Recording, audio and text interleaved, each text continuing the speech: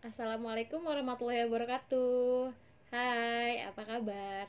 Semoga sehat selalu ya dan tetap semangat untuk tetap belajar walaupun belajar dari rumah. Oke.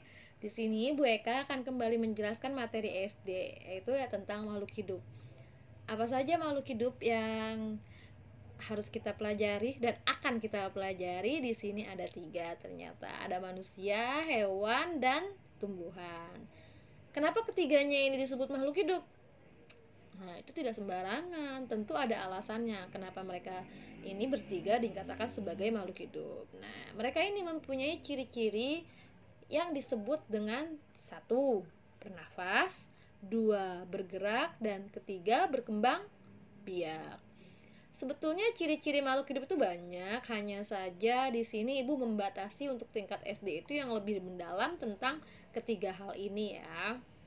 Untuk mencari tahu lebih banyak tidak masalah, tapi di sini Ibu hanya membatasi memang yang biasanya ada di tingkat SD.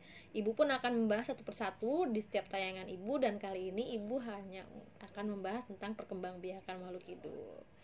Nah, selain itu perkembangbiakan yang Ibu bahas pada tayangan kali ini pun hanya berbatas pada perkembangbiakan pada tumbuhan. Pernah dengar atau pernah melihat atau pernah membaca tentang perkembangbiakan pada tumbuhan sebelumnya? Nah, jika belum pernah, di sini Ibu akan membantu. Nah, si tumbuhan ini ternyata dia mempunyai dua jenis cara berkembang biak. Yang pertama generatif dan yang kedua vegetatif. Kalau Bu Guru biasanya mengingatnya dengan istilah kalau generatif itu kawin, sementara vegetatif itu tidak kawin. Nah, tapi di sini Ibu Guru menjelaskan lebih secara jelasnya ya. Nah, di sini ada perkembangbiakan generatif. Apa sih perkembangbiakan generatif itu? Nah, kalau di sini Bu Guru jelaskan bahwa si perkembangbiakan generatif ini punya ciri-ciri dia itu adanya peleburan sel jantan dan sel betina. Nah, peleburan sel jantan dan betina ini atau sel gamet ini disebut pembuahan.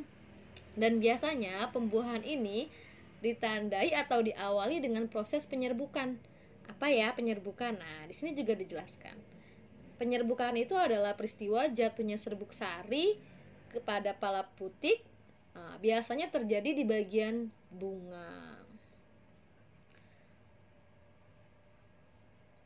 Selanjutnya yaitu adalah perkembangbiakan vegetatif. Perkembangan biakan vegetatif yang Ibu biasa bilang tidak kawin, di sini jelaskan bahwa vegetatif itu adalah tidak atau tanpa proses penyerbukan. Nah, vegetatif ini dibagi jadi dua jenis. Ada vegetatif alami dan vegetatif buatan. Apa sih bedanya? Nah, bedanya itu kalau yang alami tanpa bantuan manusia. Tapi kalau vegetatif buatan itu dibantu oleh tangan manusia. Kita pelajari satu persatu ya dari vegetatif alami yang tanpa bantuan tangan manusia. Berikut jenis-jenisnya.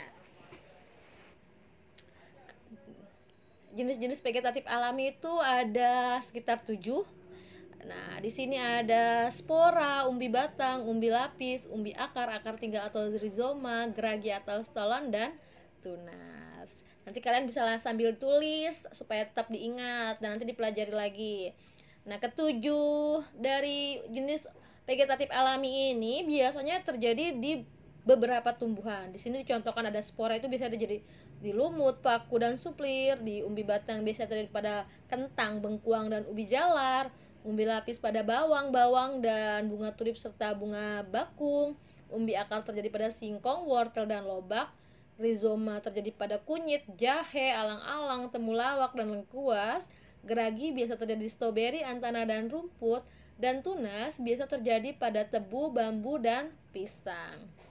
Di sini Ibu mencontohkan tumbuhan-tumbuhan yang memang sudah sering atau biasa kalian lihat ya. Tapi jika kalian belum pernah mendengar nih, seperti contohnya tanaman suplir itu seperti apa sih? Kalian penasaran?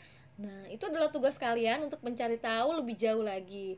Sekarang kan sudah terbuka, bisa buka internet, bisa buka buku dan lain-lain, kalian cari tahu ya. Nah, selanjutnya tentang jenis vegetatif buatan, Ibu akan jelaskan satu-satu. Di sini ada mencangkok. Nah, di sini di gambarnya ini terlihat jelas langkah-langkah mencangkok dari yang pertama kalian menentukan bagian yang akan kalian kuliti kulitnya. Jadi kulitnya itu nanti kamu potong dan dibuang.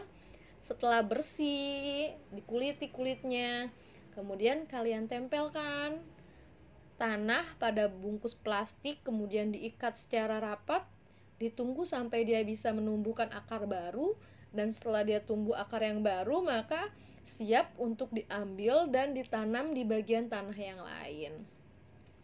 Nah, jenis vegetatif buatan yang kedua berikutnya adalah ibu akan menjelaskan tentang cara okulasi. Apa sih itu okulasi? Okulasi itu kalau bahasa gampangnya kita bilang saja menempel. Nah, seperti ini.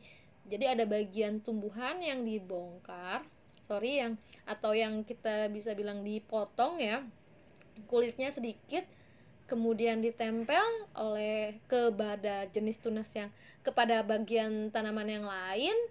Nah, kemudian diikat sampai ditunggu tumbuh tunas barunya.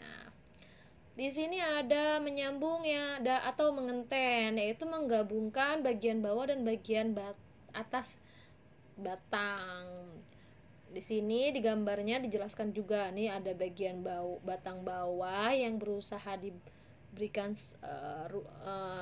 kemudian disambungkan dengan bagian batang atas. Kemudian yang berikutnya adalah merunduk. Ini biasanya terjadi sama batang yang menjulur. Jadi misalnya ada tanaman batangnya menjulur ke tanah, itu kan nanti akan tumbuh akar yang baru. Setelah dia tumbuh akar yang baru, sudah dia akan lepas. Setelah itu dia menjadi tumbuhan yang baru juga. Itu disebut dengan merunduk. Biasa almanda, apel, dan selada air. Nah, selanjutnya yaitu adalah menyetek. Menyetek itu seperti apa? Nah, nih seperti ini kalau menyetek. Jadi tinggal dipotong bagian yang mau di stek. Contohnya ini biasa terjadi pada tanaman singkong. Jadi batangnya dipotong, ditancapkan ke tanah, maka akan tumbuh. Nah, sampai sini dulu ya penjelasan dari Ibu. Terima kasih sudah menonton sampai akhir. Tetap semangat untuk belajar. Tunggu tayangan Ibu berikutnya. Ibu akan menjelaskan kelanjutan dari materi makhluk hidup ini. Terima kasih. Wassalamualaikum warahmatullahi wabarakatuh.